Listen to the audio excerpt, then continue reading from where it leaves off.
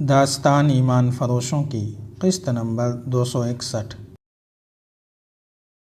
ایک لڑکی ایک ہٹے کٹے جوان کو اپنے گھٹنوں اور جسم کے تمام تر وزن سے بے بس نہیں کر سکتی تھی، لیکن گردن پر خنجر کی نوک نے آزر کو حرکت نہ کرنے دی۔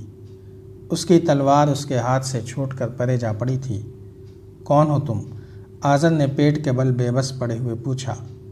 جس کے ہاتھ سے تم بچ کر نہیں جا سکو گے، سائقہ نے جواب دیا۔ تم عورت ہو؟ ہاں، سائقہ نے جواب دیا، میں عورت ہوں جسے تم اچھی طرح جانتے ہو، میرا نام سائقہ ہے۔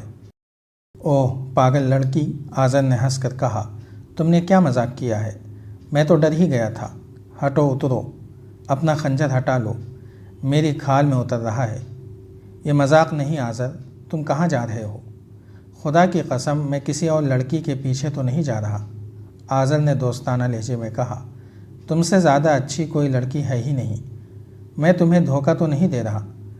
مجھے نہیں، تم میری قوم کو دھوکہ دینے جا رہے تھے، سائقہ نے کہا۔ تم مجھے سب سے زیادہ اچھی لڑکی سمجھتے تھے اور میں نے تمہیں سب سے زیادہ اچھا مرد سمجھا تھا، مگر اب نہ میں تمہارے لیے اچھی ہوں نہ تم میرے لیے اچھے ہو۔ فرض نے جذبات پر مہر ثبت کر دی ہے۔ تم اپنا فرض ادا کرنے چلے تھے، میں اپنا فرض ادا کر رہی ہوں۔ اگر تم میرے خاوند ہوتے تو بھی میرا خنجر تمہاری گردن پر ہوتا۔ تم نے مجھے کیا سمجھ کر گرا لیا ہے؟ آزر نے کہا۔ نام کا مسلمان اور صلیبیوں کا جاسوس، سائقہ نے کہا۔ تم صلیبیوں کے دوستوں کو بتانے جا رہے ہو کہ احتیاط سے حملہ کرنا اور قرون کے اندر نہ آنا۔ تم گوان لڑکی کیا جانو جاسوس کسے کہتے ہیں؟ آزر نے کہا۔ میں دشمن کو دیکھنے جا رہا تھا۔ میں جانتی ہوں جاسوس کیسے ہوتے ہیں، سائقہ نے کہا۔ میں بہت بڑے جاسوس کی بیٹی ہوں۔ ابن المخدوم کا نام کبھی سنا ہے؟ وہ موصل کے خطیب تھے، میں ان کے گروہ کی جاسوس ہوں۔ میں نے اپنے باپ کو موصل کے قید خانے کے تہ خانے سے نکلوا کر فرار کرایا اور خود ان کے ساتھ موصل سے فرار ہو کر آئی ہوں۔ تم اناڑی جاسوس ہو۔ تجربہ کار جاسوس دور جا کر باتیں کیا کرتے ہیں، کسی کے خیمے کے پاس کھڑے ہو کر راز کی باتیں نہیں کیا کرتے۔ تم رضاکار بن کر آئے تھے، یہاں کیا کر رہے ہو؟ میرے اوپر سے اٹھو، آزر نے کہا۔ خنجر ہٹاؤ، میں ایک ضروری بات کرنا چاہتا ہوں۔ تمہاری زبان آزاد ہے، سائقہ نے کہا۔ کہو، ضروری بات کہو، میں سن رہی ہوں۔ آزر خاموش ہو گیا، اس کا جسم بے حس ہو گیا، اس نے ماتھا زمین سے لگا دیا۔ سائقہ کے سامنے اب یہ مسئلہ آ گیا کہ اسے باندھے کیسے اور وہاں سے کس طرح لے جائے۔ اگر اسے قتل کرنا ہوتا تو اس کے لیے مشکل نہیں تھا، وہ اسے زندہ سلطان ایوبی کے پاس لے جانا چاہتی تھی۔ چونکہ وہ خود جاسوسوں کے گروہ کے ساتھ رہ چکی تھی، اس لیے جانتی تھی کہ جاسوسوں کو زندہ پکڑا جاتا ہے۔ اسے یہ خیال آیا کہ ارد گرد کہیں اپنے سپاہی ہوں گے۔ اس نے مدد کے لیے بلند آواز سے پکارنا شروع کیا۔ آزر جو بے حس ہو گیا تھا، اچانک اتنی زور سے اچھلا کہ سائقہ جو اس کے پیٹ پر گھٹنے دبا کر بیٹھی ہوئی تھی، لڑھک کر ایک طرف جا پڑی۔ آزر تلوار کی طرف لپکا۔ سائقہ نے بجلی کی تیزی سے اٹھ کر آزر کو پیچھے سے اتنی زور سے دھکا دیا کہ وہ آگے کو گرا۔ سائقہ نے تلوار اٹھا لی۔ آزر دوڑ پڑا۔ اس کے لیے مقابلہ کرنے کے بجائے نکل بھاگنا زیادہ ضروری تھا۔ سائقہ شور مچاتی اس کے پیچھے دوڑی۔ اس کے پاؤں میں بلا کی تیزی آ گئی تھی۔ دور کہیں گشتی سنتری گشت کر رہے تھے، انہیں سائقہ کا واویلا سنائی دیا تو دوڑے آئے۔ آگے ندی تھی، آزر کو رکنا پڑا۔ سائقہ پہنچ گئی اور دونوں سنتری بھی پہنچ گئے۔ آزر نے ندی میں چھلانگ لگا دی۔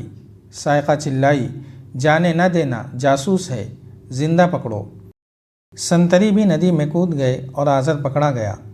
اسے باہر لائے، لیکن ایک لڑکی کو دیکھ کر وہ غلط فہمی میں مبتلا ہو گئے۔ وہ سمجھے کہ یہ کوئی اور گڑبڑ ہے۔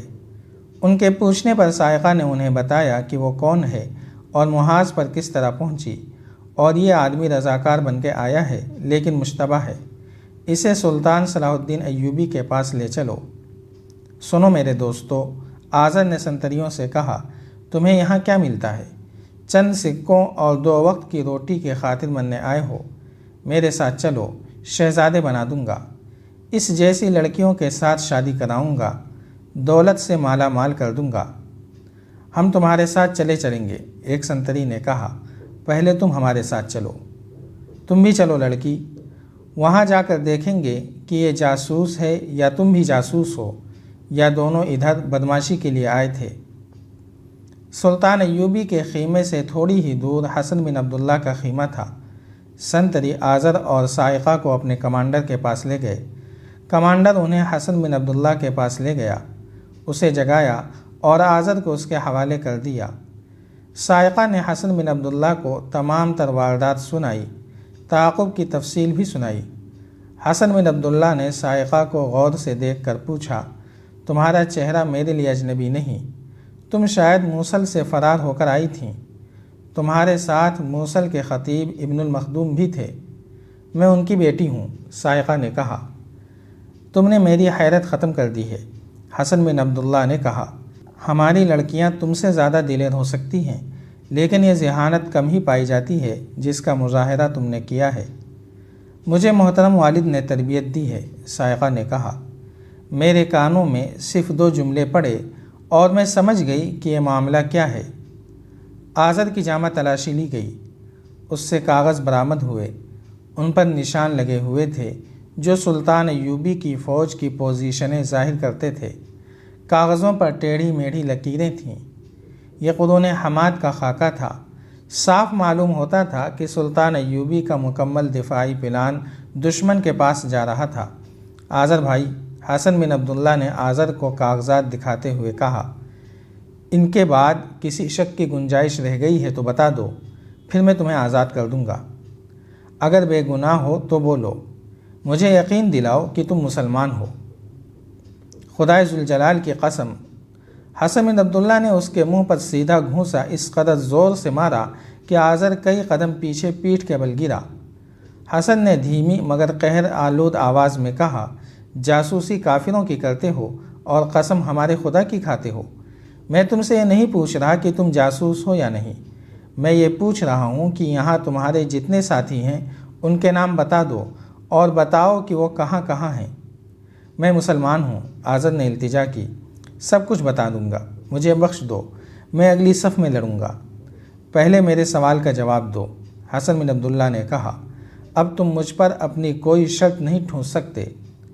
وہ ہٹ کا پکا معلوم ہوتا تھا، بولا، میں اکیلا ہوں۔ اس لڑکی نے تمہارے خیمے میں جس دوسرے آدمی کی باتیں سنی تھیں وہ کون تھا؟ میں نے اسے پہچانا نہیں تھا، آذر نے جواب دیا۔ وہ اندھیرے میں آیا اور اندھیرے میں چلا گیا تھا۔ حسن بن عبداللہ نے اپنے 2 آدمیوں کو بلایا اور کہا، اسے لے جاؤ اور پوچھو کہ اس کے ساتھ کون ہیں اور کہاں ہیں۔ اس نے صاعقہ سے کہا، تم جا کر سو جاؤ، فجر کی نماز کے بعد تمہیں بلائیں گے۔ سلطان ایوبی جب فجر کی نماز پڑھ کر آیا تو حسن بن عبداللہ اس کے ساتھ تھا۔ اس نے سلطان ایوبی کو بتایا کہ خطیب ابن المخدوم کی بیٹی نے رات ایک جاسوس پکڑا ہے۔ اس نے سارا واقعہ سنایا تو سلطان ایوبی نے کہا، اسلام کی بیٹیوں کا یہی کردار تھا۔ اگر ہم نے اپنے کلمہ گو دشمنوں کو خون سے لکھا ہوا سبق نہ پڑھایا تو وہ قوم کی بیٹیوں کا کردار ختم کر دیں گے۔ وہ جاسوس کہاں ہے؟ ابھی آپ اسے نہ دیکھیں، حسن بن عبداللہ نے کہا۔ میں اس کا سینہ خالی کر لوں تو اسے آپ کے پاس لے آؤں گا۔ خوبرو جوان ہے، اپنے آپ کو دمشق کا باشندہ کہتا ہے، یہاں رضاکار بن کے آیا تھا۔ اس وقت آذر ایک درخت کے ٹہنی کے ساتھ الٹا لٹکا ہوا تھا۔ اس کا سر زمین سے 1.5 گز اوپر تھا، نیچے انگارے دہک رہے تھے۔ ایک سپاہی تھوڑی تھوڑی دیر بعد آگ میں کچھ پھینکتا تھا جس کے دھوئیں سے آذر تڑپتا اور کھانستا تھا۔ حسن بن عبداللہ نے اسے نیچے اتروایا۔ اس کی آنکھیں سوج گئی تھیں، سارا خون چہرے پر آ گیا تھا، وہ کھڑا نہ رہ سکا۔ تھوڑی دیر غشی کی حالت میں زمین پر پڑا رہا۔ اس کے منہ میں پانی ٹپکایا گیا۔ اس نے آنکھیں کھولیں تو حسن بن عبداللہ نے کہا، یہ بسم اللہ ہے، نہیں بولو گے تو تمہارا ایک ایک جوڑ الگ کیا جائے گا۔ اس نے پانی مانگا۔ حسن بن عبداللہ نے کہا، دودھ پلاؤں گا، پہلے میرے سوال کا جواب دو۔ اور اس نے ایک سپاہی سے کہا، دودھ لے آؤ، ایک گھوڑا اور ایک رسہ بھی لے آؤ۔ رسہ اس کے پاؤں کے ساتھ باندھ کر گھوڑے کے ساتھ باندھ دو۔ آزر نے 2 نام بتا دیے۔ یہ دونوں رضاکار تھے۔ ان میں رات والا آدمی بھی تھا۔ اس نے دمشق کے اڈے کی بھی نشاندہی کر دی۔ جاری ہے۔ اگر آپ کو یہ قسط وار سلسلہ پسند آ رہا ہے تو لائک، شیئر اور کمنٹ کے ذریعے ہماری حوصلہ افزائی کریں۔ جزاک اللہ خیرا۔